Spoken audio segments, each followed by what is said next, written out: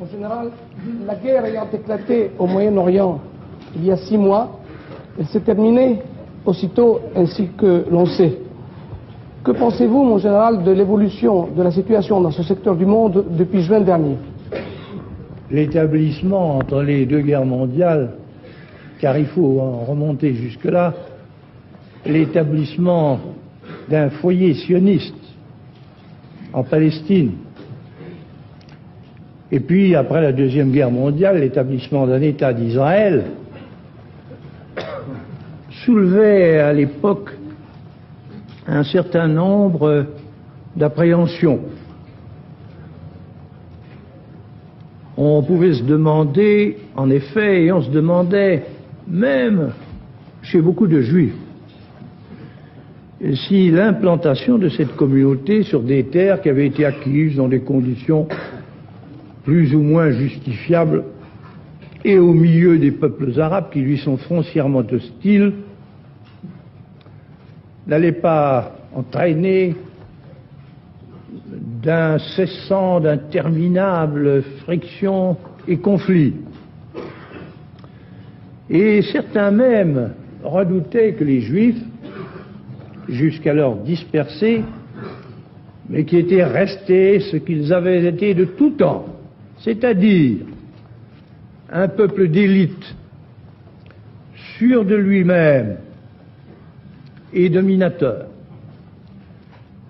n'en viennent, une fois qu'ils seraient rassemblés dans le site de son ancienne grandeur, n'en viennent à changer en ambition ardente et conquérante les souhaits très émouvants qu'ils formaient depuis 19 siècles, l'an prochain à Jérusalem.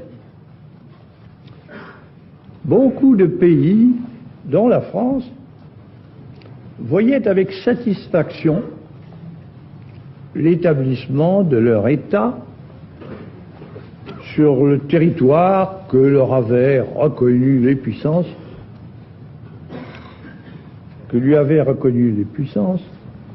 tout en désirant qu'ils parviennent, en usant d'un peu de modestie, à trouver avec ses voisins un modus vivendi pacifique.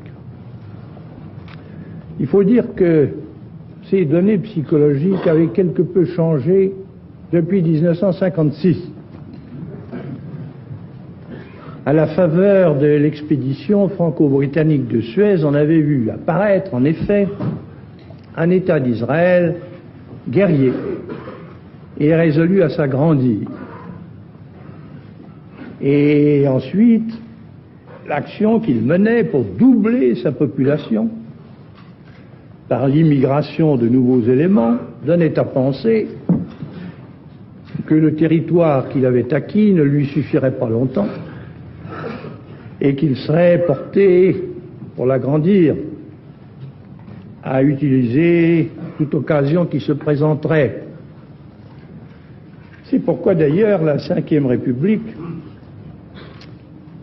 s'était dégagée vis-à-vis d'Israël des liens spéciaux et très étroits que le régime précédent avait noués avec cet État.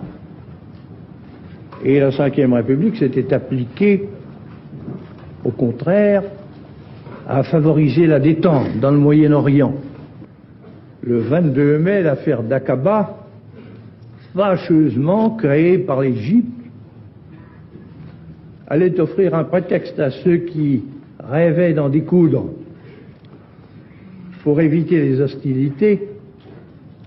La France avait, dès le 24 mai, proposé aux 3 autres grandes puissances d'interdire, conjointement avec elle, à chacune des 2 parties d'entamer le combat. Le 2 juin, le gouvernement français avait officiellement déclaré qu'éventuellement il donnerait tort à quiconque entamerait le premier l'action des armes. Et c'est ce qu'il répétait en toute clarté à tous les États en cause. C'est ce que j'avais moi-même, le 24 mai, déclaré à M. Eban, ministre des Affaires étrangères d'Israël. Si Israël est attaqué, lui dis-je alors en substance, nous ne le laisserons pas détruire. Mais si vous attaquez, nous condamnerons votre initiative. Certes, malgré l'infériorité numérique de votre population, étant donné que vous êtes beaucoup mieux organisés, beaucoup plus rassemblés, beaucoup mieux armés que les Arabes, je ne doute pas que, le cas échéant, vous remporteriez des succès militaires.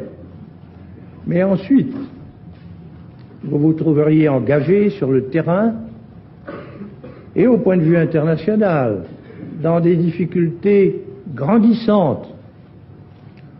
D'autant plus que la guerre en Orient ne peut pas manquer d'augmenter dans le monde une tension déplorable et d'avoir des conséquences très malencontreuses pour beaucoup de pays, si bien que c'est à vous, devenus des conquérants, qu'on en attribuerait peu à peu les inconvénients. On sait que la voix de la France n'a pas été entendue. Israël ayant attaqué, s'est emparé en 6 jours de combat des objectifs qu'il voulait atteindre. Maintenant, il organise sur les territoires qu'il a pris l'occupation qui ne peut aller sans oppression, répression, expulsion.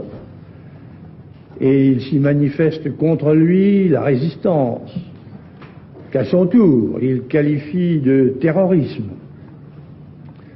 Il est vrai que les deux belligérants observent pour le moment, d'une manière plus ou moins précaire et irrégulière, le cessez-le-feu prescrit par les Nations Unies, mais il est bien évident que le conflit n'est que suspendu et qu'il ne peut pas avoir de solution sauf par la voie internationale. Mais un règlement dans cette voie, à moins que les Nations Unies ne déchirent elles-mêmes leur propre charte, un règlement doit avoir pour base l'évacuation des territoires qui ont été pris par la force, la fin de toute belligérance et la reconnaissance de chacun des États en cause par tous les autres. Après quoi, par des décisions des Nations Unies, avec la présence et la garantie de leurs forces, il serait probablement possible d'arrêter le tracé précis des frontières, les conditions de la vie et de la sécurité des deux côtés, le sort des réfugiés et des minorités, et les modalités de la libre navigation pour tous dans le golfe d'Aqaba et dans le canal de Suez.